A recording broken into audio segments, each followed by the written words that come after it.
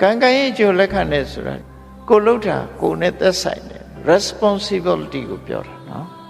ကိုလှုပ်ရင်ကိုတာဝန်ရှိသွားကောင်းရင်လည်းကိုပဲရမယ်မကောင်းရင်လည်းကိုပဲရမယ်ကိုစားလိုက်တဲ့အစားအစာအစိတ်ဖြစ်ရင်ကိုခံရမယ်ကျမ်းမာစိတ်ပဲဆိုရင်ကိုဆိုင်ရမယ်ကိုနဲ့ပတ်သက်တာမှန်သမျှဒီတိုင်းပဲကောင်းတာလို့ရင်ကောင်းတာဖြစ်တယ်မကောင်းတာလို့ရင်မကောင်းတာဖြစ်တယ်လို့ယုံကြည်လက်ခံသူက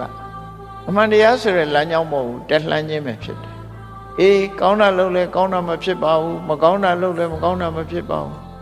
ကုသကံဆိုတာလည်းမရှိပါဘူးနောင်ဘဝဆိုတာလည်းမရှိပါဘူးဆိုတဲ့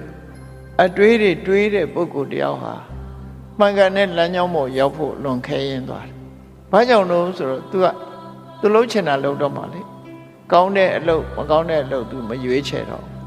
ဘဝဆိုတာတူတူလေးပျော်အောင်နေရမယ်ဆိုတဲ့အနောက်တိုင်းကလူတွေပြောလေးဆိုလေးရှိတယ်အဲ့ဒါ life is too short enjoy yourself ပျော်ပျော်နေမယ်ဆိုတဲ့ဟာနောက်ဘဝဆိုတာမရှိဘူးမစင်စားဘူးအဲ့ဒါလို့ဆိုရင် तू လှုပ်ချင်တာလှုပ်မယ်ဆိုရင်အကောင်းလှုပ်ချင်ဖို့ဆိုတာတော်တော်ခရင်တယ်မကောင်းတဲ့ဘက်ပဲလှုပ်ချင်မယ်ဒါကြောင့်လူတော်လူကောင်းဖြစ်ခြင်းဆိုတဲ့လမ်းကြောင်းပေါ်ရောက်ဖို့လွန်ခဲတယ်ကမ္မတက္ကတသမ္မာဒိဋ္ဌိလို့ခေါ်တယ်ကိုလှုပ်တာကိုနဲ့သာသက်ဆိုင်နေဆိုတဲ့ခံယူချက်ရှိတဲ့ပုဂ္ဂိုလ်ဟာကောင်းတာလို့ရင်ကောင်းတာဖြစ်မယ်မကောင်းတာလို့ရင်မကောင်းတာဖြစ်မယ်ဆိုတဲ့အမြင်ကြောင့်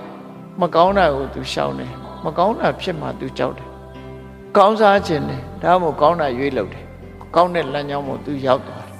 အဲ့ဒါကိုတတ်တာလို့ပြော